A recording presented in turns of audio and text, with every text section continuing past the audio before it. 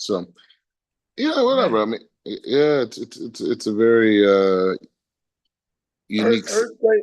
earthquakes and rockets and missiles, huh? Yeah, exactly for breakfast. And so like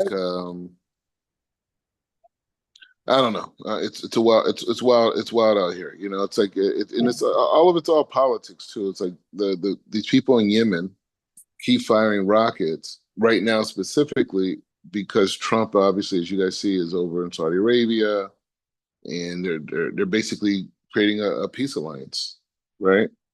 And the peace alliance that Saudi Arabia is doing with the United States is basically the Saudi Arabian essence. I mean, it's not in this language, but it's another state of America, right? It's like Hawaii, Puerto Rico, Saudi Arabia, you know, and meaning that if anyone attacks, they're calling it a defense pack. So like if you attack, Saudi is as if you're attacking the United States. Like bottom line, right? It's not an ally. It's like it's at a higher level of integration, right? And underneath that also includes like Bahrain, the UAE, which are considered Gulf states, right? And so that unification is devastating for the people in this region that believe that the United States, should not be here or the West should not be here, which includes Israel, right? Their issue is the West, whether it's the United States, whether it's Britain, Israel is kind of like an extension of those ideologies, right? And so now, so there's resistance against that idea, right? And so you have groups they're called resistance groups, terrorist groups, depending on what side you're on, and a lot of it is, pretty much at this point, with no Iraq, to deal with, it's all coming from, Iran, right? And so Iran is kind of like the head of the resistance movement from the West. And so now that the United States is partnering with the other Gulf countries, which are in the region, they're going into they went into a partnership, and that's what this whole thing is about. And within that, and Trump mentioned it. I didn't even heard his whole speech yet. I'm gonna listen to it a little bit later, whatever. But according to Trump, I mean, I just saw a statement that Trump made is, saying how they're going to normalize now that they have this partnership. Saudi Arabia and everyone eventually is going to normalize with Israel. So now you have a situation in the Middle East where you have the United States, you have Israel, and then all these other Arab countries all came together. It started in 2016 or 18, whatever, when Trump launched the Abraham Accord, right? And the Abraham Accord, in essence, was a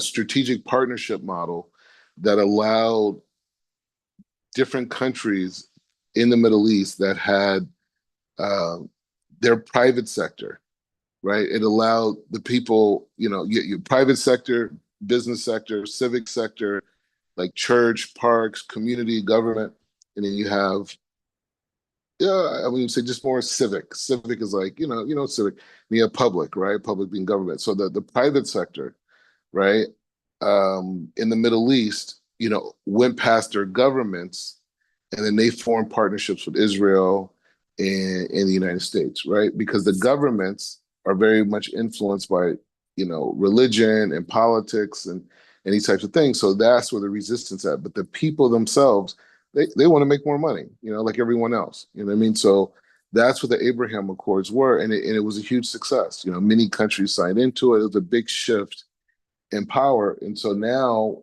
they're expanding that idea with the Gulf states and defense pacts and all these different things.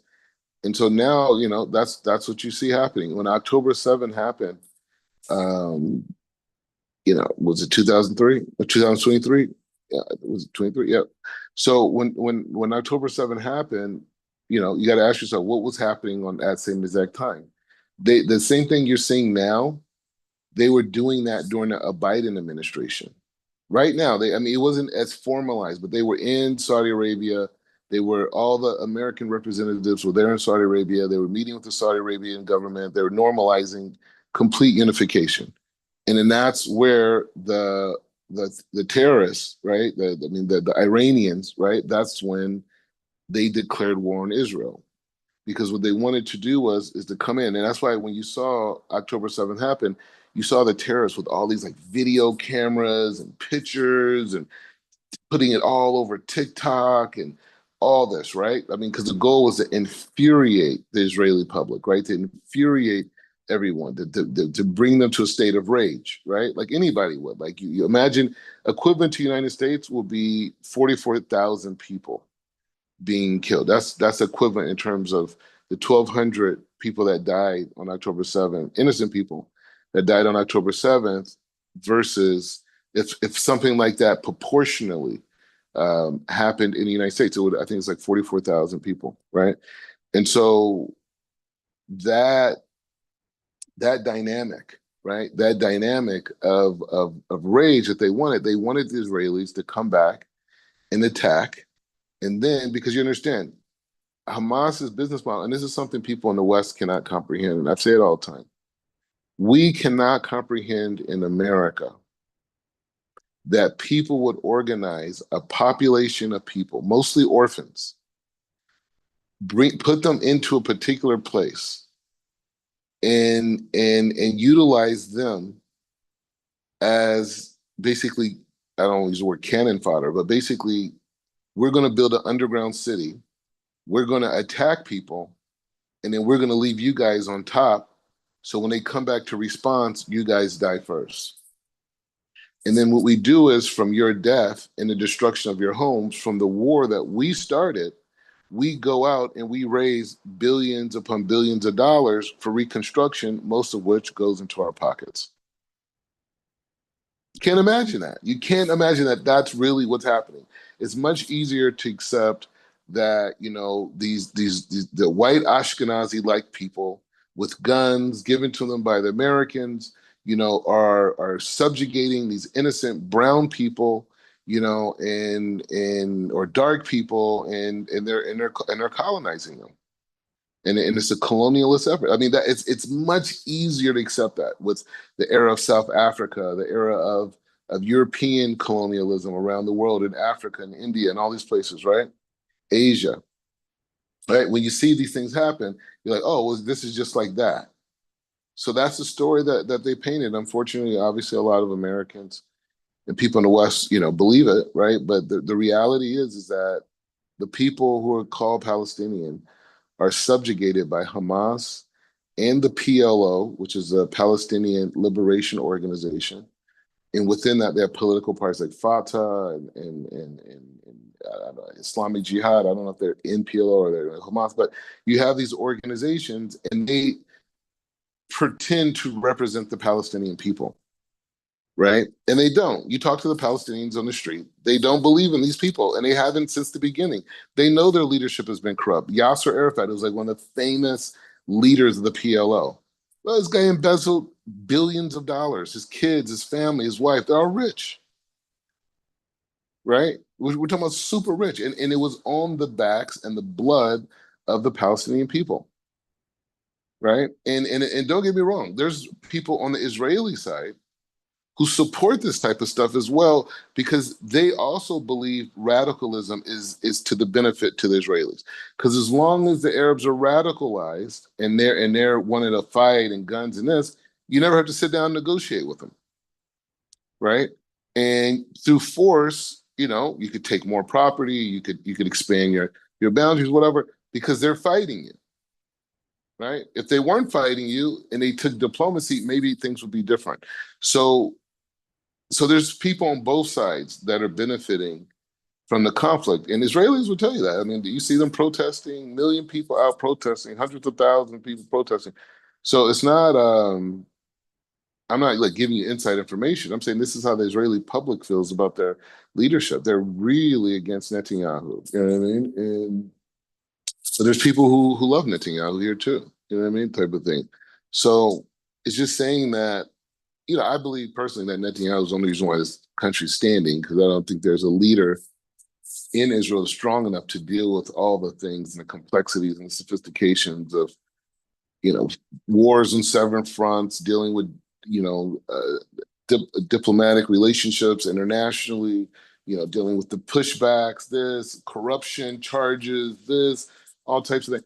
So, so he's on a different level, right? I've never met the man, but he's on a different level, and I really believe that, you know, he really fought for this country, and he's a reason why the Iranians are never going to get a nuclear weapon, which will be the end of America, right?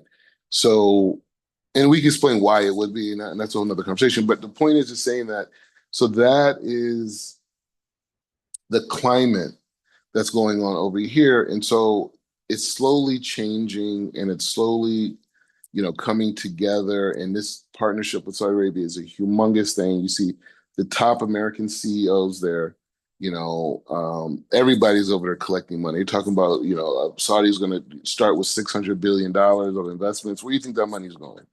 You know, to those companies that were, you know, and other ones, right? And so it's a big party, right? It's a big party, and there's a lot of conflicted interests. But at the end of the day, the generation that we're in right now is a generation of money and power and more wealth and more influence. And so a lot of the Islamic principles that led to radical beliefs are fading away. You know, this whole idea of like, oh, we're going to fight for our land and this, and, you know, it's a jihad and it's against the infidels and we're going to blow our kids up. And, you know, it's over. You know what I mean? Like it's October 7th, that was the end of it. You got a whole population of people in Gaza that are eventually going to be moved out of there. It is what it is. Now they could call it ethnic cleansing, whatever. It's not. They're not going to live next to these people. 80% of the people in Gaza and the West Bank agree with what Hamas did. They agree with it. These people are radicalized. So Israel really doesn't have a choice. You know what I mean? Like either you're going to live with them and wait for the next attack, because they said it. We're going to do it again and again and again. Right? So either you remove that situation, right? Or you wait for it to happen again. That's it. They killed, like we have Coachella, right? Coachella is a big concert, you know, in America, in California, right? I don't know, you may never heard, but it's a big festival, right? So they just went and killed a bunch of kids at Coachella because they don't like Western imperialism. They don't like what they consider an occupation, even though there's never been a Palestinian state ever, right? It's just a whole concept they made up. That's what I'm saying. Like, we don't understand the sophistication of these people in the East and how they're able to take information, just make up blatant lies and create lies and narrate them and art. Because we're not like that in America. Like we're, you know, you got Missouri, you know, is a show me state. You know what I mean? You can't just make up theories and say, oh, this is our land. It's Muslim land. Why is it Muslim land? Oh, because, you know, uh, uh, uh, 1,000 years ago, we conquered it. So now it's Muslim land. So now you can't come back. Even though you were here and we kicked you out, right? And or other people kicked you out, and now you want to come back and live peacefully, right? Whatever. So it's a big thing, but it's a lot of details to it. It's a lot of focus, but it's really important for Americans, you know, to really become very aware of the United States and America's foreign policy in different parts of the world, because you know this is also spiritual, right? Like all what the countries are doing, these leaders, these placements, everything is bringing us closer to the full redemption of Am Israel, right? Everything is leading to the redemption of humanity, right? So all these different things, these efforts, this is all just building blocks for the full manifestation. So these peace partnerships and these alliances and in growth and all these different, you know, dynamics that we see, every step is bringing us closer to the Geula. And so that's the focus on that. So before we get into Rabbi Sachs, I sent you guys a video. You responded a little bit about it, and I really appreciate it. You know, it was very positive. But I just, you know, reflecting on it now, like what were your thoughts and reflections on it and thoughts? Well, first, like I said, before. I think it was very well done. Yeah. I think that me and my wife, we were talking about this, and what's interesting is with the young lady. Um, I believe that it's going to open the door because it's going to open the door for secular Jews Mm. that may feel like, you know, I've done too much. I'm not saying it's about the young lady, But but she what I may am feel, but she saying may feel that way. She may feel that way. that she might feel that way, but I don't. Mm. But I'm not. I'm just saying, doing what she did and going there, and she's there with a rabbi. She's there with a congregation with multiple rabbis, and she's, and in the video she said that she was there by herself, and Yep. which is interesting. She said when she was there by herself, she was all the way up there, right? But when she's there with the nation, she can only go so far. It's powerful. And and that's that's that's that's that's like that's profound because what literally is going, what I believe is going to happen, what we need to pray is going to happen, is that if there are secular Jews that's off the dairy, right? Mm. And they see that and they may feel like, I can't go back home. I can't, I've gone too far. When they see this, this will provoke teshuvah. Mm. Mm. This will provoke that to see that, by myself, there's no bounds, there's no restriction, there's no restraint. Me and my son, we were talking about this last night. We were discussing about, the person that you want to be. Um, if it's a positive thing, if the person you want to be is great, is doing wonderful things in the earth, restriction has to be applied. You gotta there has to be discipline. You gotta discipline yourself. You don't have to discipline yourself to wander the streets. You don't have to discipline yourself to be worldly. There's no discipline. There's no bounds. But with this particular video here, I believe that they will begin to see, man, you know what? There's a struggle here, but through this restraint, we have power. We have power. We have power. And on the video, and I'm gonna let my wife stop. On the comments, one of the first comments on this video, which is very interesting, it was weird because they used a verse that was out of the New Testament, Mm. and they talked about. They said, about basically it was the gist of those that are standing in the synagogue, right? How they're standing in the synagogue, and they're doing that so that people can see them. All right, so it's the verse. You can go back, you can look at the comments. But the idea is that we were sharing, was like, wow, this person wrote this in for whatever reason, but here you all are, and you all are bowing down, prostrating down, and it's like there Mm. was no need for this verse because Mm. here you have this generation bowing down, laying prostrate in an area that they're needing guards to do that, and I just thought that was very powerful. Want to say something? Go ahead, please.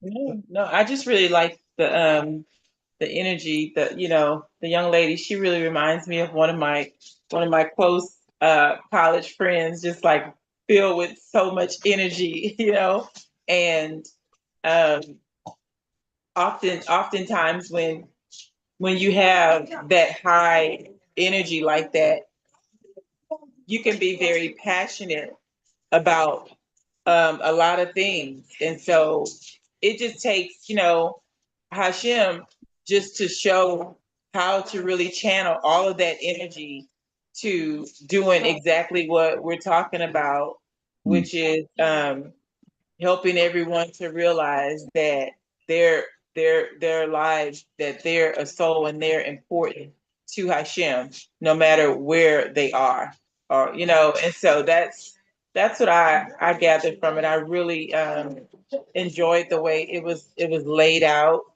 and just the level of respect that she gave to you, Chief Rabbi. That was really good to see in the video as Mm. well. And then also just seeing the other rabbi attend, and you all really, it was almost kind of like a dual kind of tag team, and all the other people who were speaking. It was really um, really well put together. And I just Baruch Hashem for that. And so that's what I believe. That was awesome. Mhm. Yeah, no, it was great, and it's we haven't even got started on the response of it yet. You know what I mean? Because it's like that momentum is growing. Actually, I'm going to write an article, maybe even a couple, I don't know, about it, and I'm going to speak about it from an African American perspective. And I mean, just in terms of concept, I'm working with the title of Jim Crow on the Temple Mount, right? And just really exploring, like, because my mom's from Meridian, Mississippi, and she told me stories that when she was growing up, that there was like colored water fountains. You know what I mean? Like there was colored water fountains, and there was different experiences. And she told me, I think once, even when she came to college in California, her professor referred to her as the Negra girl. You know what I mean? Like these types of things, right? And so, hearing about, I didn't hear so much about that type of stuff from my dad, who's from Cleveland, Ohio, right? But I just hearing these stories about from my mom about Mississippi and the things that she dealt with, and my grandmother, in blessed memory, Marie Reinhardt, she was famous actually because she was an educator, she was a teacher, but her biggest thing was that she was able to get instruments because she was a jazz musician too. She has a whole story. She toured around the world. She actually performed here in Israel with her choir, a long time ago.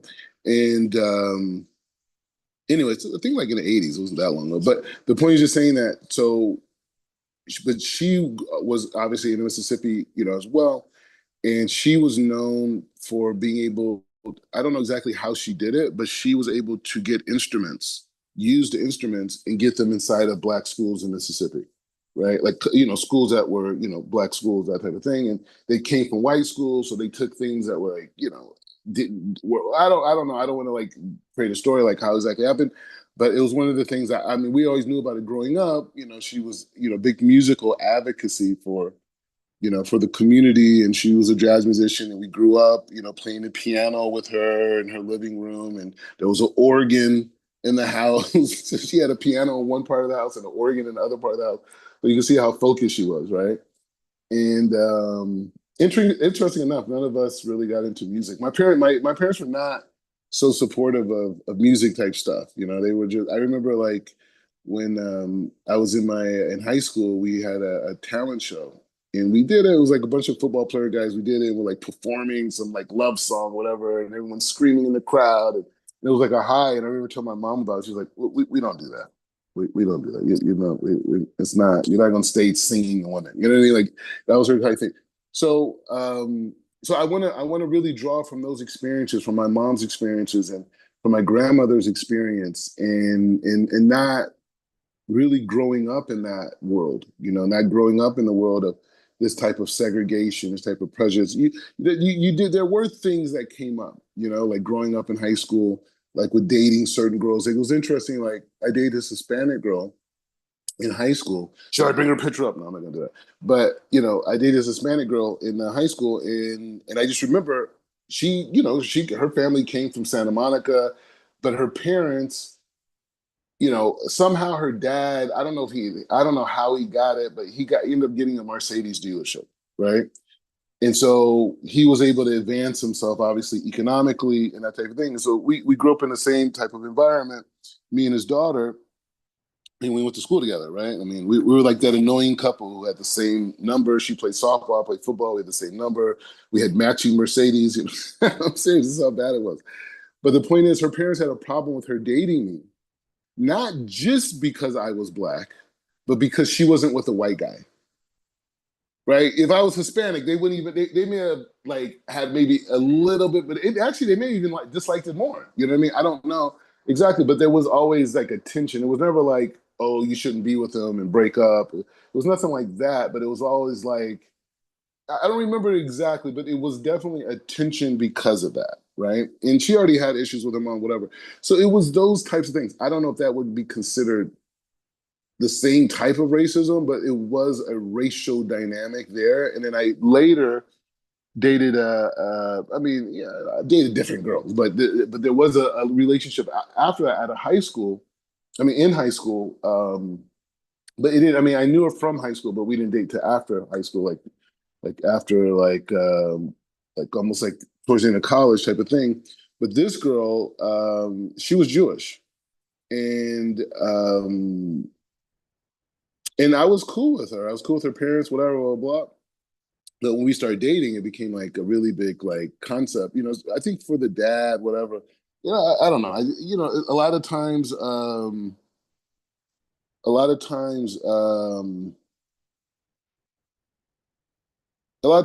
kids have issues with their parents, and in that relationship, it kind of goes over. But anyway, so this girl was interesting because her great grandparents were Ken and Barbie, the dolls.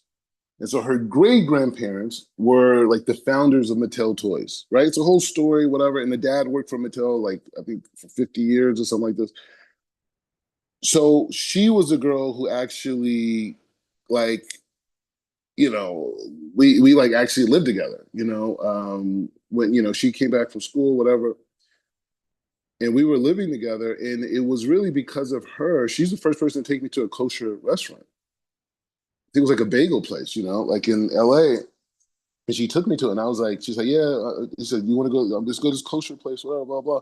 And I was like, really? Because I never even been to a kosher place before in my life. And she was like, yeah, let's go to it. I said, I could go there. I mean, And she's like, why not? Anyways, so I went to it, and then I give her credit because she was like when I first started going to the Kabbalah Center, she was there with me, along with another friend of mine who was a guy. We all kind of were there. I had a company at that time. And so she actually, I mean, she ended up working for the company. We were my friends. Well, it was a bunch of my high school friends. We had a company together. And anyways, long story short, she played a really big part in me feeling comfortable as a person who grew up Muslim to start going to the Kabbalah Center. Even though she wasn't there, I mean, she eventually did start to come to classes, whatever type of thing.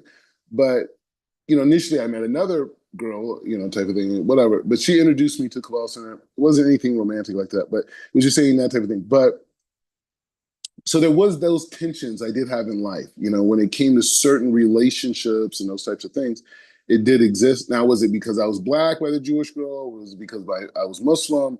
By the mom, but I don't think the mom was such as the dad was this ex-Israeli soldier, soccer player type guy, he's much shorter than me, you know what I mean?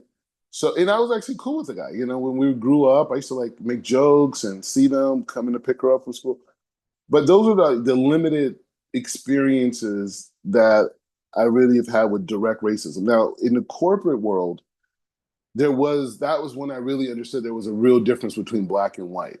Like, because growing up, I didn't really see that as much. It was like, everything was based around like class and status, right? So if you were over here, you had this status over here. So I grew up with Asian kids at the same status. Other African American kids were there. Just other thing. I mean, not a lot, but there was still, there was other African American kids there, and Indian kids and all types of, it was just like more of that. It was more economics, right? So when I got into the corporate world and I started working in the media space, I was like, my first thing. That's when I started to realize like there's like black genre, there's pop culture, there's this. If you're black, you're more involved in these things. It's easier and I grew up with, I don't know if you guys know about it, but I grew up with like groups like Linkin Park. I don't know if you know who they are, but Linkin Park, Hoobastank, these are groups that I grew up with. I grew up with them. They were playing in the backyards after football games, and then they got record deals and became, they had their moments. Incubus, these are like very big groups in the rock space. And I knew that space, you know what I mean? And I watched that type of rock music develop because it was a mixture of hip hop and rock, right? Like that whole sound came out of West Hills, Calabasas. That whole like rock music DJ sound thing that came out of that, and that came out of the high schools. It came out of El Camino High School and Calabasas High School, because El Camino was one of the only schools in the valley that bust in from what we would call the inner city, right? From proper Los Angeles, we're in the valley. So proper Los Angeles, because a lot of the kids in the valley went to private schools, the public schools were underpopulated. So then they would bus in kids from communities in America, I mean, in LA, that were overpopulated or had population issues, and they would send them out to the valley, whatever. So they bust them in. So after football games and basketball games, when people had parties, obviously the kids, would come and party together. So on one side of the party, it would be kids from the valley with their guitars, and then on the other side of the party, it'll be kids with DJ mixing boards or whatever, right?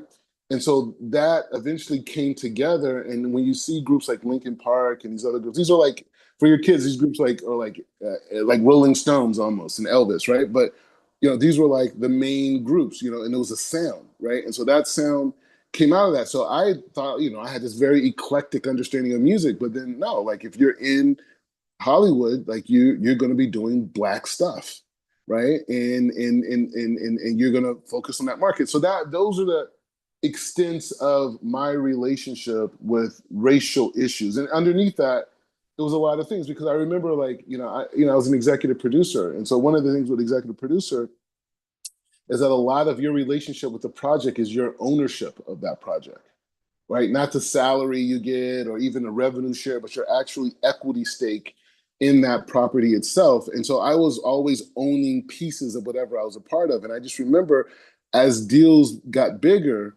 that it was like this attitude where I shouldn't demand as much or ask for so much. I should just be happy that I'm there. And I was just thinking, like, where would you guys get that perspective from? Right. And it comes from a perspective of dealing with people that are from different environments that feel some type of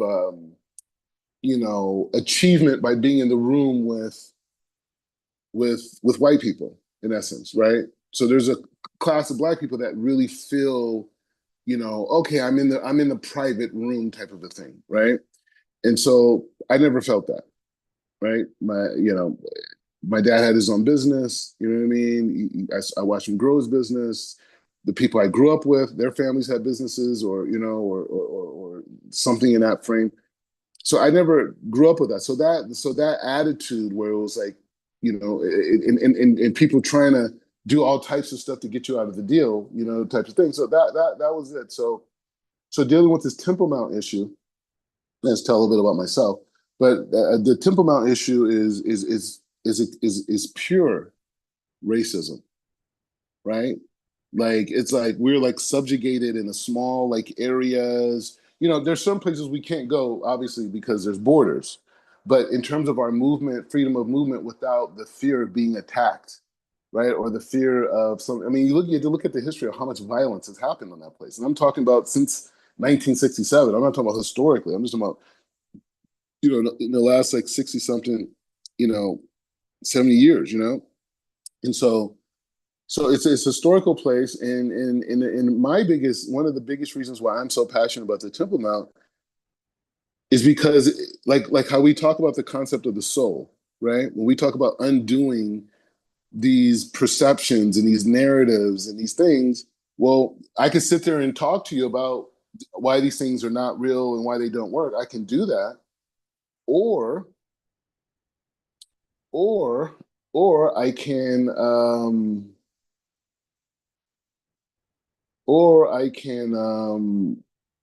just talk about your soul. Because once we talk about your soul, then we have to accept that this soul needs light, right? That's my message. I'm pushing this for the next, 30, 40 years, right? It's just, this is the biggest message to put out in the world, in my opinion. Because once you accept that you have a soul, then you have to accept it as needs. And then once you accept it as needs, then you have to say what those needs are. right? And then once you accept what those needs are, then you have to accept God, right? And you have to accept some technological expression to be able to bridge that gap, right? To whether it's understanding or whatever. So that's how I would deal with a person who says I'm American Indian, a person says I'm black, a person says I'm white, some person says I'm Cuban, and because of that, I'm better than you. Because of that, I'm less than you. Because of that, I have a right to do this. So whatever that story is, it's irrelevant, right? Because your soul needs light. So let's deal with that first. And then you got to explain to me how this black concept or the Cuban concept or the Hawaiian concept or the American concept or any of these any concept you have that identifies you, I need to know how that allows you to receive light from the creator. Hey, Rabbi, Mm-hmm. it's interesting too, because when you, from that aspect, if you when in that video, when you look at those that are there, you you'll begin to see, whereas they are, you know, they're upset. Like that first guy that you see that she interviews, when you all get there, you can see the passion, you can see the hurt, you can see the frustration. Okay, but then as you continue to go through the video, you'll notice that there are those that are there, and yet they know this is not right. They know that of course everybody's upset about this, right? But that this is the way it is. So let's do what we got to do. That's the way it is. And I think that there's something to say about that also. I remember maybe about 2004, 2005, maybe 2005, right after me and my wife were married, and we were, I was working, but I picked up like a little part-time job, right, on the side to earn a little extra money. And I went to work at this little grocery store, right? And I remember my first day there, I was working, and this guy, one of the employees, come up to me, like a coworker, he walks up to me, this white man. Now we're in the pretty mixed as far as racial town. It's blacks, Hispanics, Vietnamese, Europeans, and so we got everything there. But at this particular store brand, this brand of store, he walks to me and he says, "Man, it's good to see that they're hiring more coloreds now."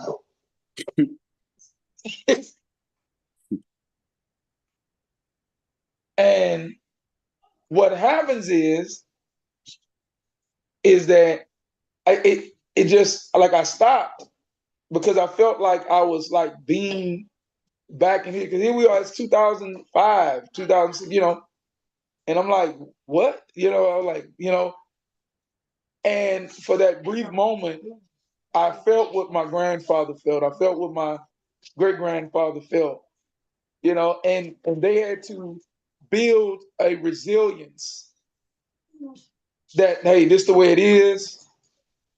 I don't have to argue with this. Let me just keep doing what I'm doing. And I didn't really say anything to him. I just kind of like, wow, and he just kind of walked off, you know. And so that, in South, you'll see that a little bit more, because you have the children of that older generation that was moving through Jim Crow, that was actually applying Jim Crow. So you got their children, and so and rightfully so, their children, um, they just have that ideology. I mean, they've been tainted, and so it's a part of their nature, So it's not like that, It's not like they're saying, "Hey," like we went and did a client one time, and my son, he was probably 13, maybe a little younger, I don't know, and this particular man told him, "Hey, Now I'm out working, and my son's working, and he said, your people ought to be glad that we brought you over here slaves. Mm. And my son, he's educated, so he said, well, why would you say that? And the man told him, this man was probably 70 years old. And he says, well, now y'all have opportunity for education. Y'all are running around half naked in the jungles. And now you can have, now you got medical care, you got all this stuff.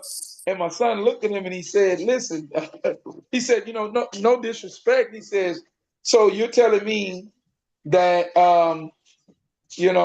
it's good for me to play football and to pop fireworks and have candy and be able to, go to your schools and do these things, and don't know my ancestors, don't know what country I'm from, all my culture, my language, all of that is completely destroyed in exchange for baseball. Public It's like, schools, huh? public schools. Yeah. When we own school, he's also on it. Yeah, No, no, no. public But I'm school. saying, yeah, for public schools, like that's Yeah, what we yeah. got. In exchange for your public schools and your education, I lose my whole identity. So yeah, so that's in line with the spirit of that, and so the thing is, one of there's two components to the Temple Mount. One aspect is the idea of starting that conversation about the soul, right? And utilizing that conversation as a way to unwind narrative. The second part to that is that when we acknowledge that the soul exists, well, where does this light come from that the soul needs? This is the Temple Mount. All the energy that comes from the heavens comes down from there, and then it spreads out all over the world, right?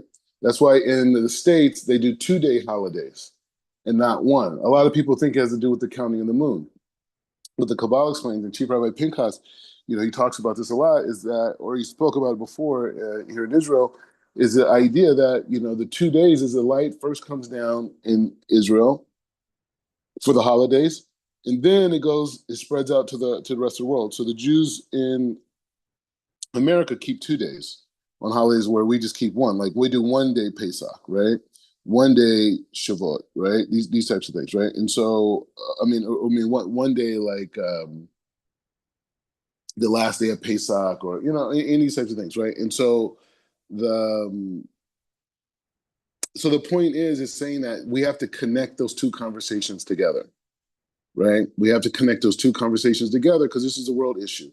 But the second part of the Temple Mount deals with the Jewish community directly, right? Because synagogues, yeshivas, all these places is a byproduct were created when we were in the Galut.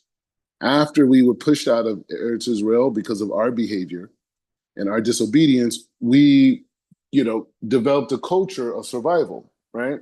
And part of this culture of survival was recreating our holy, entities, right? Which is the idea of the idea of synagogues, like places of worship, resembling the temple, having the ark and the Torah scrolls, all the whole thing, right?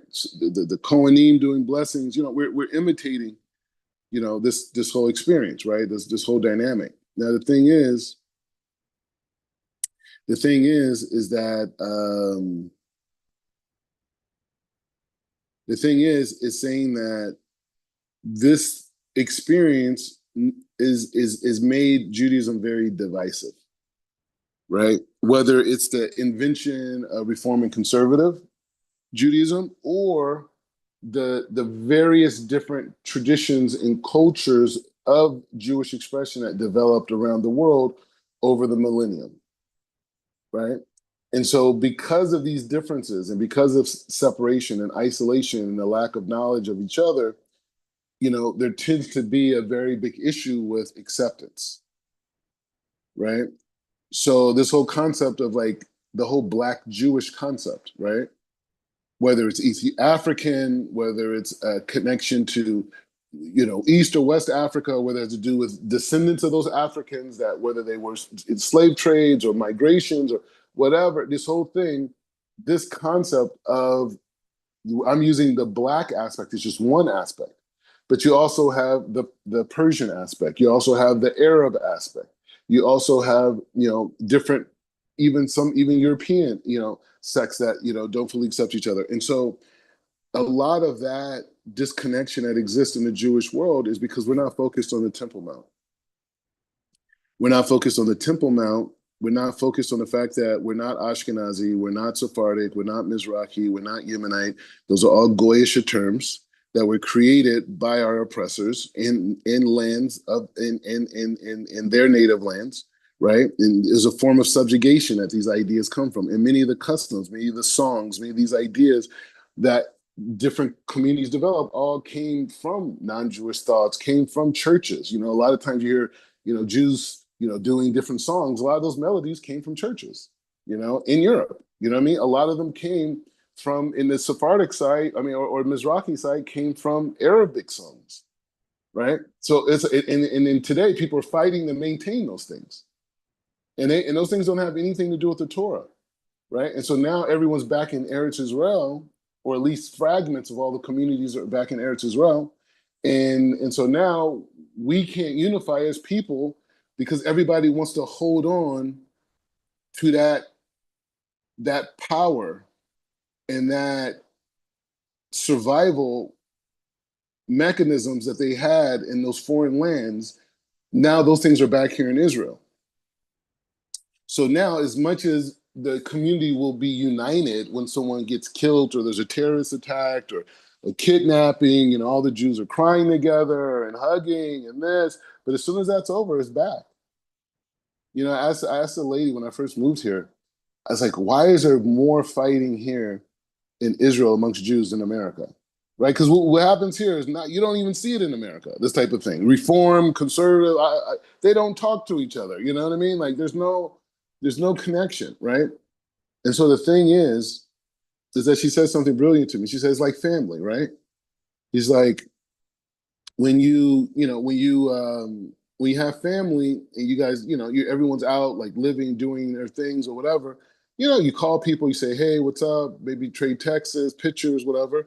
She said, but when everyone comes back home, that's when the fights start. You did this, you did that. How could you say this type of thing? And she said, that's what Israel is. Israel, everyone's coming home. Now we're fighting, right? So my thing is like, and there is a lot of rabbis who speak against the Temple Mount, and a lot of it has to do with politics. A lot of it has to do with not wanting to incite the Arabs, not wanting Jews, creating an environment where Jews will start running wild out there and breaking halakha. There's a lot of things, so I get it. However, post October 7th, there has to be a unification, right? And that unification is the understanding of the soul and the Temple Mount, right? And this dynamic of the soul and the Temple Mount have to work in conjunction, because once we get rid of that, then we go back into tribes, right? And we say, well, we don't know what tribes are. Okay, so we got to deal with that, right? We got to focus ourselves, focusing ourselves on this idea of what this temple looks like, and what does Israel look like having a temple. Like we don't have to wait for Mashiach to come to start this discussion on a national level. We cannot survive on separation through synagogues and yeshivot. We cannot have a separated society based off of skin tone. We cannot have a separation through minhagim, different traditions, or different humrot, different stringencies. What kippah I wear, how I pronounce a certain, what's my nusak. All these things cannot be mechanisms for people to not connect. Right? Because what was the issue with when the 12 tribes or the spies went into Israel? They didn't want to give up their power. They saw that once the people, that the sages teach, they saw that once the people come into the land, they're not going to need them anymore. So they conspired to come back with bad reports. So it's a similar thing here today. Today here, you have all these different groups that came here, and they all have financial, they all have political, they all have relationships, they all have all these different infrastructure things. And so they have their leaders and they have their groups and they have their thing. And you could try to fit in with them or whatever, but that's not getting the job done.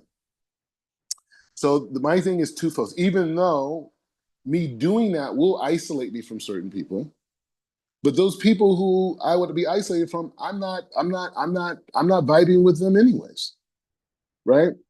I'm here to serve God. I'm here to tell the truth, right?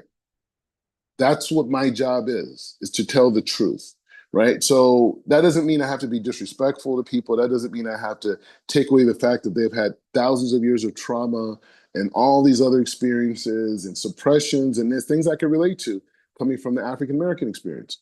So it's not like you can come to Black people and say, hey, man, y'all need to get it right. Well, I mean, really? You see what we've been through? Like, that's how you're talking to us? So instead of doing that, right, I'm slowly bringing out ideas into the mainstream, right, and discussing these ideas and saying that. So one of the issues is bringing a certain awareness to this Temple Mount. I've spent a lot of time there. I've got used to it.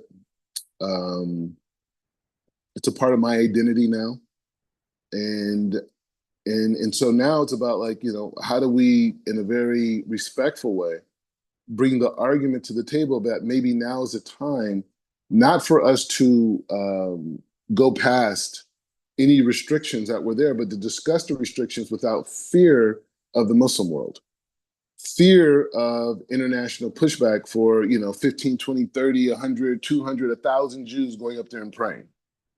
You know what I mean? Like, really? What's going to, you're upset about us praying, huh? No one's telling you to remove anything. No one, we can't build nothing until Mashiach's there. When Mashiach's there, you're out of business anyways. You know what I'm saying? Like, you're out of business. And once Mashiach comes, you're out of business. Forget about it, right? So from that position,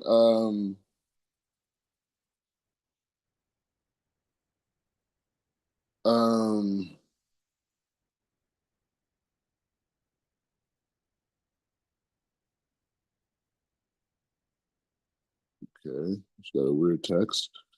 All right. Anyways, that's what we're dealing with is really those two perspectives. One, on a world level, how does your soul receive light? You have a soul. I'd probably start in that order, right? You have a soul, and then where's your soul need light? Okay, where does it come from? It comes from Jerusalem. It comes from the epicenter where God delivers his Kedusha, and it spreads around the world. That's one. Second thing is the Jewish world. What are we doing? What are we doing? Now, does it mean because, we did, a YouTube video about, no, of course not. People have been talking about it. There's a whole movement. There's different activities. I'm just doing my particular part. I mean, it's a whole huge thing in Israel now with the Temple Mount. What is our role in the Temple Mount? The head of national security, Itamar Ben Gvir, he has already reshaped what we're able to do there. Before, when I first started going to the Temple Mount, if you leaned over too much, like if you bent over, I'm not talking about laying, I'm not talking about prostrating, but if you gave the implication that you were bending over and doing something religious, you could be arrested. That was only like a year and a half ago. You know what I'm saying? So it's just saying that, or maybe 2 years ago, right? And so that, and to see where it's at now, because it was a time where I wasn't there for like a few months, whatever. And all of a sudden I go up there and they sing. I'm like, wait, what happened? Is Mashiach here? So that thing is being pushed, and so and Israel's going in that direction. Israel's going in a much more fundamentalist, much more right-wing perspective post October 7th, right? Where it's no compromise, extreme pressure on our enemies, these types of things. So this is where the country is going in general. The liberal aspect of the country is not, post October 7th, is not going to have a president for a very long time, if ever again, because the Jewish people have to be strong. So, anyways, we're going to go into some Rabbi Sachs. Any points or anything I said before we go forward?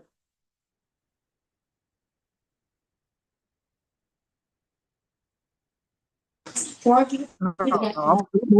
cheap, Rabbi. Okay. All right. Okay, so this is kind of like an analyzation on on Shavuot and this whole concept. And we're not going to do all of it today, but this is another great writings. But he talks about the enigma of Shavuot, right? So it says Shavuot. Shavuot. He says Shavuot is a riddle wrapped in a mystery inside of an enigma. Okay, okay. So he says it is only he said it is the only festival in the Torah without a specific date in the Jewish calendar. We know exactly when Pesach and Sukkot occur. The same is true for Rosh Hashanah and Yom Kippur. Each has its given day or days in the cycle of the year. Not so for Shavuot. Nowhere does the Torah tells us that we should celebrate it in such and such a day or in a specific month.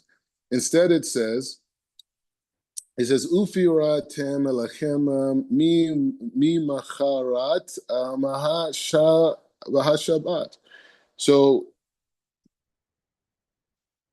miyom. So he says, and you shall count 7 days complete from the week as a week from the following days in the first day of the festival, when you brought your omer, and as a wave offering, and you shall proclaim on that day, it shall be a scarce assembly for you. You may not perform any labor work. So this is what it says. This is what it says in the book of Leviticus. He says, "Ve safer devarim ketuv." So he says it's written in the book of Devarim. He says it's written in the book of Devarim, even less specific. He says Shaviyam Shavuot Tishpar Lach. He said, count for yourself 7 weeks when Strickle begins to cut the strain of grain. Okay. Gama ha nachata sheyom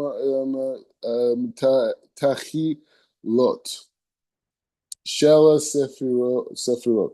So he says that the Torah is not. Yeah, he says the Torah does not.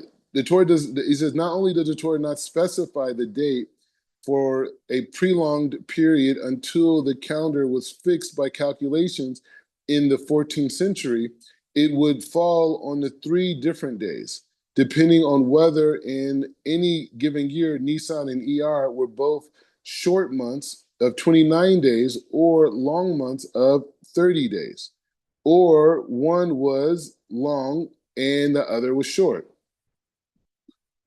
If both were long, Shavuot fell on the 5th of Sivan. If it was long, if both were long, they would fall on the 5th of Sivan. If one was long and one was short, it would be celebrated on the 6th of Sivan. And if they both were short, it would occur on the 7th of Sivan.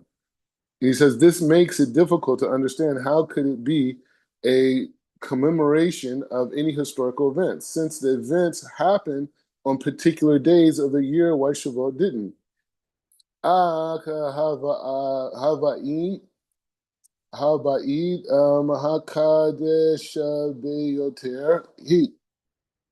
He's using like very modern Hebrew right now. So he says, and these are though minor problems when it comes to dating Shavuot. The larger problem lies in the phrase the Torah uses to describe the day on which the 7 weeks count begins. Above, we translate it as the day following the day of the festival. However, the text actually says Mimirat HaShabbat. He says literally the day after Shabbat. He says, regarding the phrase literally, this means Sunday, from which be the follows that Shavuot is the 15th day, also falls on a Sunday. This gives rise to an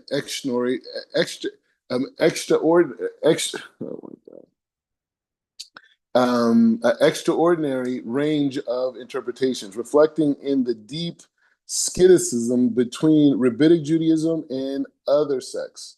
The latter adopts the literal reading, celebrating the Omer on Sunday and Shavuot on Sunday. He says 7 weeks after that, the former holds by the oral tradition, interpreted that the day after Shabbat and the day after the first day of the festival. Notzer chaos ve'ad hayom yish lo zacher di mot. So he says the result was chaos. At least one mark of which is evident today in the instructions known as Yom Tov Shel Shalgalah. So he said the second day of the observance outside of Israel, often this is thought as a result of an ancient system, we're talking about this, by which the new moon was determined, moon by moon, on the basis of eyewitness testimony. No one could tell in advance of the court's decision when a new month would begin. Immediately after the month had been fixed, messengers are sent out to notify communities, and since it took them a long time to make the journey, the diaspora communities had to keep festivals for 2 days. The diaspora communities had to keep 2 days because of the doubt on whether the previous month was too long or too short. So I told you the Kabbalistic perspective with the light comes down first in Israel, Jerusalem, and then it goes out to the rest of the world. They're going by the calendar thing. So it says, hasviva acharit. Acharet. And so he says, in fact, the real reason is significantly different. So he says, during the Second Temple period, there was no need for a second day in Babylon because the decisions of the court was conveyed that the night by the lighting of the series of bonfires that stretched from Israel to Babylon. So that's during that time. However, as a result of the controversy about the calendar, one of which was about the determination of the date of Shavuot, the bonfires were sabotaged, right? So the non-Jews, they knew this was a day, so they said, we're going to sabotage it. Therefore, the news had to be conveyed by messengers. And he says, and so the second day owes its existence not to the absence of the system of rapid communication, but rather the lack of unity and mutual respect within the Jewish people itself. Ironically, serving one God did not always create one nation. He says, ha-mizorot, ha-shani. Why is it two youths there? Ha-shani. Ha-shani shel Shavuot. So he says that the strange fact, he says the second strange fact about Shavuot is that nowadays, he says nowhere does the Torah link it to a specific historical event. Pesach recalls the exodus from Egypt. Sukkot is a reminder of the 40 years in the desert when the Israelites lived in contemporary dwelling. Shavuot is given explicitly in the Torah. No such historical dimension. We know it as Zaman Matan Torah. So he says the time of the giving of the Torah, right? It says Zaman Matan Torah. So he says the anniversary of the revelation of Mount Sinai. But this identification appears nowhere in the Torah or else in the Tanakh. Only in the Talmud, as it expressed in Pesakim, do we begin to find the connection. Ke amar ad lema'ah Havi'it. So he says, and it is more, he says, it wasn't to the 4th century, as we have seen, Shavuot could occur on the 5th and 6th, the 5th or 7th of Sivan. So whichever date the Torah was given, Shavuot did not necessarily fall on that day, nor was there agreement as to which day the Torah was in fact given. The Talmud records a dispute between other sages Rabbi Yossi Rav Yossi and the other sages had some type of debate, and he says the sages held that it was given on the 6th day of Sivan. Rav Yossi disagreed and argued and said it was given on the 7th day. This is discussion in Shabbat. He says his view cannot be lightly dismissed. Says Rav Yossi had the reputation for clarity and precision that often gave his rulings authority. He says, it follows that at least in Israel, where Shavuot is observed for only one day, the 6th of Sivan, in Rabbi Yossi's view, the Shavuot falls not on the day of the Torah was given, but the day before. Interesting. He says, "Uchach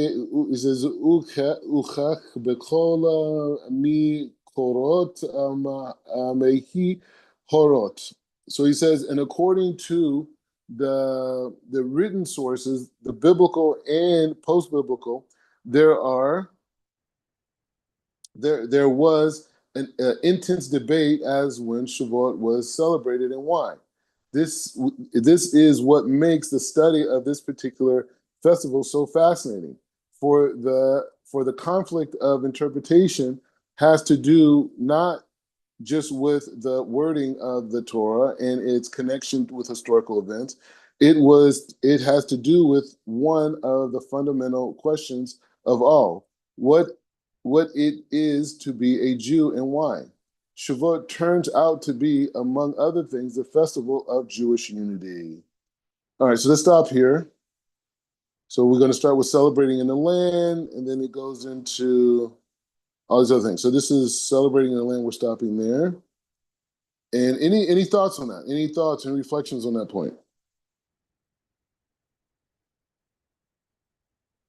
I like the fact that Chief Rabbi, he brought out that you don't really see like what was like the connection with Shavuot. That was one of the things that excuse me, somebody's calling.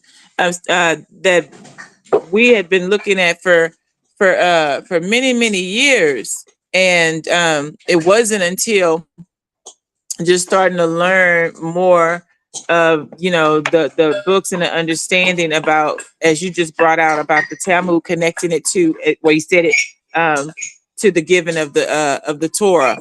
But that was something that we were always kind of like, how did they get that? Why are people just saying it's the giving of the Torah? And so that was interesting that he actually put that in there like that.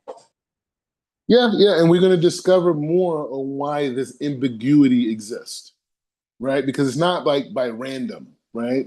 Like it's not like, oh, well, we just didn't figure it out, we're compensating, but he's building the lack, right? Just to show you the beauty of his writing, like he's revealing the lack, like exactly what you said. Like he brought out the lack that we have, I've had, everyone has had, right, about this holiday, and maybe not really went into it to figure it out, but this is what we're gonna discover, and that's how we're gonna get to that great place on Shavuot, because we're gonna have clarity about how we're here, what's going on, what are the connection points. So we're in this analytical framework of understanding what Shavuot is. As well, before we were learning just about the principles of it, and this is what we got to kind of like. Sometimes you have to break things down, right, and then build them back up, right? And so over here, this is Oh, go ahead. yeah. I also, I think it's a very beautiful aspect of Judaism that just the from the outside looking in, what we used to look at was the aspect of, hey, all of these gray areas, right? You got all these things that we don't understand, like my wife is mentioning. Like where is this coming from, right? And why are we doing it? Why we used to look at it and say, okay, hey, why are they doing it this way, right? But what's beautiful is that inside, looking at the discussions and the honesty that they're asking us, that within Judaism is asking the same question.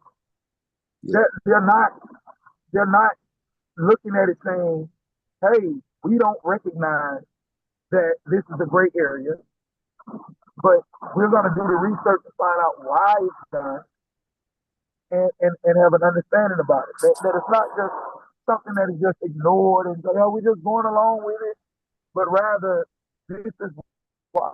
And this is what the Savior speaks about why it's been done. And it's very practical. It's very, very practical. As you mentioned it earlier about that, going to the culture of survival, being a diaspora, looking back on it, there are some drawbacks from it, but there also are some great benefits from it, and to say these things were done for the care of Israel. Well, it was to keep and to keep us amongst the nations. Breaking up a little bit. Oh no, that's all. Oh, okay.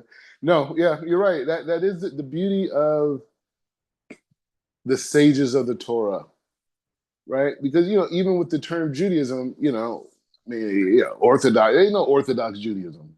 Orthodox, that's a Christian term, right? So, like you're saying, the sages of the Torah, the scholars of the Torah, the followers of the Torah, we're trying to understand God.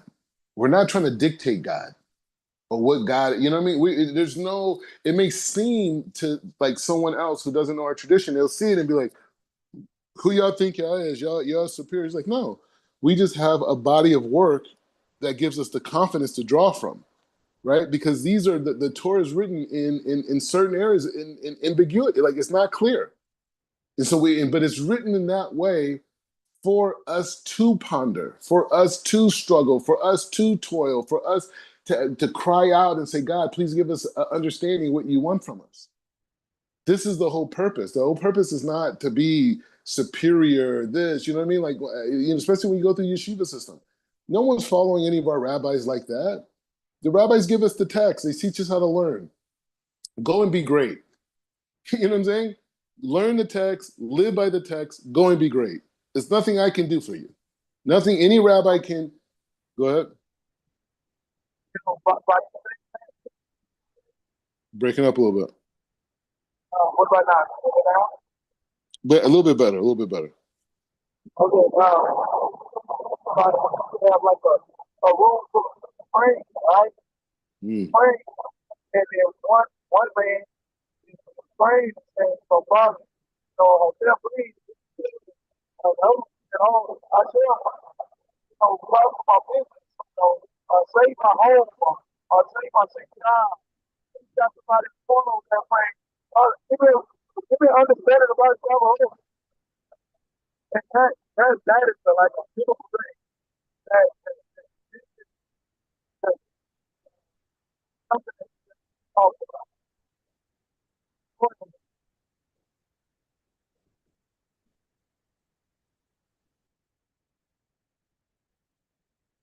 Yeah, he broke up.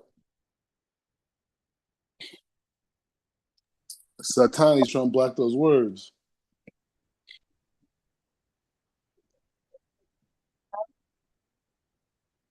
Yeah, he's in a bad range. But good. But I will say this. I will say this because the range isn't good. The range isn't good. But tonight is Otinel's father's Hebrew yard site. So we're going to do something in a few hours for his father and his memory, like a learning, and maybe we'll just continue on what we learned so far. So if you guys are, if you guys are available, like I'm thinking like 20 o'clock to 21 o'clock, which is like the 17 here, so it's like 3 hours, 4 hours. So if you guys want to join in, we could have a little thing for Otino's father. We did something for the secular the time frame for his dad's departure, and so now we're going to do something on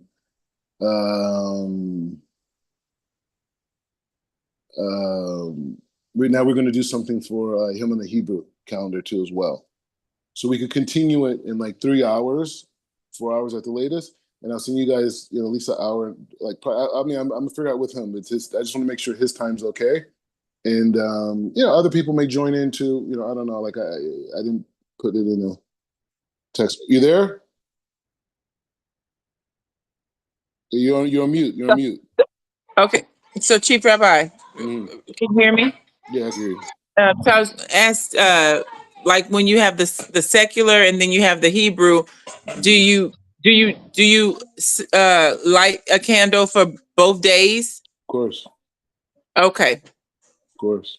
Yeah, yeah. The whole thing is doing as many mitzvahs. But the main thing is the Hebrew birthday in terms of the trial, like the soul standing on trial. That happens on the Hebrew calendar.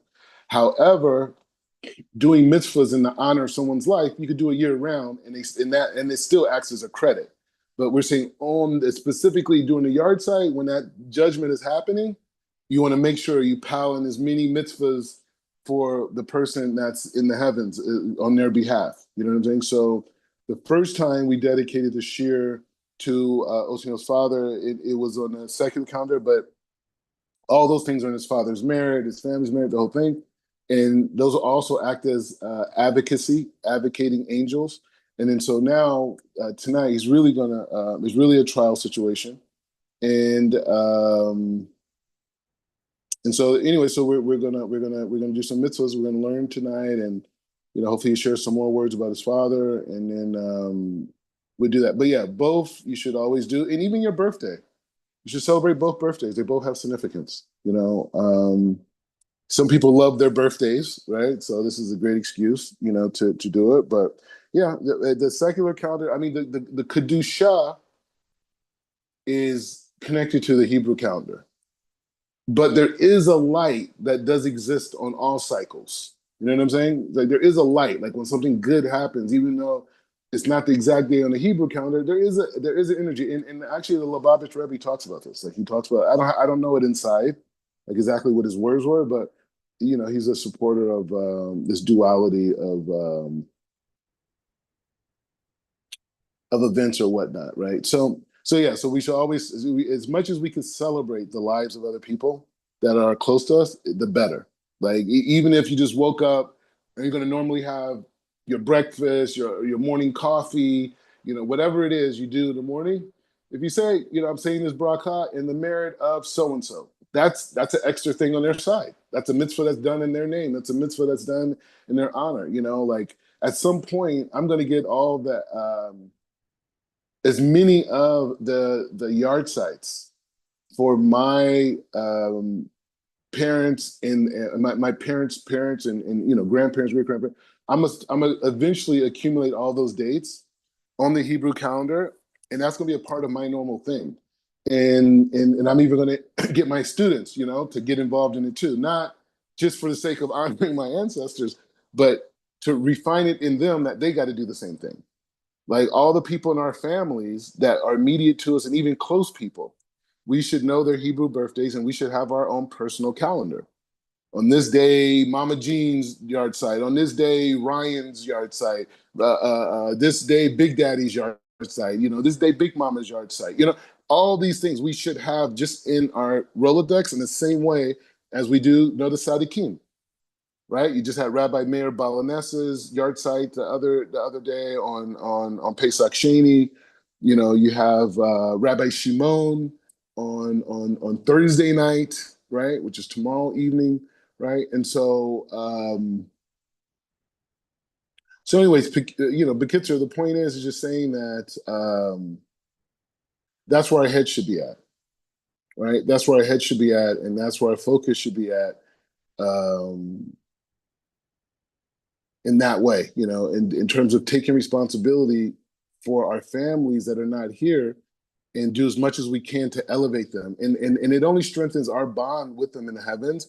And they could do amazing things for us. We it's a whole conversation of what descendants are doing for us and advocating us to the angels and to Hashem in the heavens, So we want to build that relationship.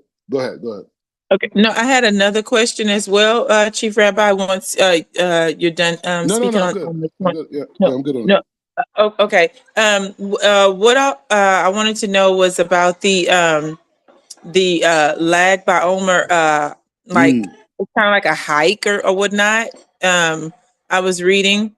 Is that something that is that we actually do it? I mean, it sounds like it's a good thing to do. I'm not really understanding the fullness of it, but is that something that we should maybe go on a walk or Yeah, hike? why not? Why not? Well, the thing about it, and the Lakba Omer thing is an interesting concept, right? Because you have a duality of two different events, right? One event that you have is that you had the death of first of all, it's during the Omer, right? So the Omer represents every week represents a different level of the Sfirot, right? And so on this particular week, we're in the week of Hod, right? And as you know, within that week, you have Hesed of Hod, Gevurah of Hod, Tiferet of Hod. So the 33rd day of the Omer is on Hod of Hod, right? Which is a huge spiritual significance and transformation in terms of what Hod means. It so happens that during the time of Rabbi Akiva, when his students were dying, right? He had 20,000 students that are dying. The deaths commenced, they stopped on this 33rd day of the Omer, right? It started in the beginning of the Omer, right? Imagine 20,000 students dying, right? And it ended there, right? So that's one aspect. Then there's another aspect, which is it's famous for, is Lag BaOmer, which is which we refer to as the shifting of the Omer. But the point of that is also Rabbi Shimon Bar Yochai's death anniversary, right? And so Rabbi Shimon Bar Yochai's death anniversary is also connected to this this idea of a shifting in logic, right? Because if we go through it, and we could maybe touch on it. We're going to have a study, Lag BaOmer. Like I'm gonna go out a little bit, but I'm gonna come back, and then we're gonna learn together because we're gonna read the story itself on Rabbi Shimon's passing and what was going on at that time, and the writings, because they have the writings. The students were there, and they wrote everything that happened. So you're gonna see why people like fires of this. The thing is like this. I would say the biggest thing that to do is definitely family time. Some people do go on hikes on Lag BaOmer. Some people barbecue. Some people no, it's not a holiday in that way. It's just it's a holy time of transition. You know what I mean? So a lot of like customs people have, like a lot of people don't shave during the Omer. They take on a lot of the traditions of mourning, as we talked about, right? During this time period is a way to harness that light. So it's kind of like a leaving of that, right? So it's a lot of things, but yeah, anything to do with family, anything to do with unity, anything to do with shalom and Torah study and intentions of what's going on and the energy that's available, all that is all Kedusha as it relates to times like this. Like even we just did Pesach Sheni. There's no exact thing on what you do, right? There's customs, right? There's people who have 4 cups of wine and some matzah. Some people eat pizza, right? So it's different minhagim, right? And so you have that challenge, right? And then you have, you have that dynamic, and then even like by Shavuot, right?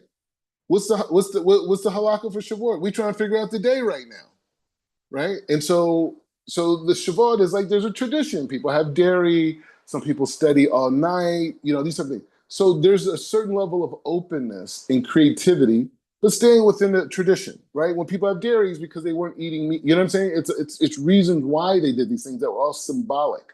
So you could get creative too and say, hey, we're going to do this and this because of this. Or you could do the traditional thing, the mainstream thing, right? It's easier to do that, especially when you live in a bigger Jewish community, right? Like, because people may want to come over, and it'd be kind of weird if you didn't have dairy on Shavuot because it's a custom to have dairy, and people are going to be looking forward to dairy and staying up all night and this and all these like really interesting things, right? So, so you have that, right? You have that, and and you have these things, right? But a lot of these things aren't. Now, there's certain things that are very specific, like Rosh Hashanah, Pesach Seder, Yom Kippur, Sukkot. These things are very, very specific about what we do, or even Rosh Chodesh, right? These Shabbat, right? Very specific. And then there's other times where there's a little bit more of an opening, and we generally follow customs. But the main thing is unity, and everyone saying that the way we connect to this light is by being unified. So if that means the family has to do family hugs, family hike, family, some mission, whatever, if that brings the unity and it's fun and it's life and it's energy, and you're connecting to the shift in reality of the week of the Omer, of Hod, and Hod of Hod being the 33rd day, and we're thinking about the students of Rabbi Akiva that stopped dying on this day. You think about the greatness of Rabbi Shimon, whose soul left this world in this day. He brought the Zohar to the world and so many halakhic things, to the Mishnayot, and all these different amazing concepts that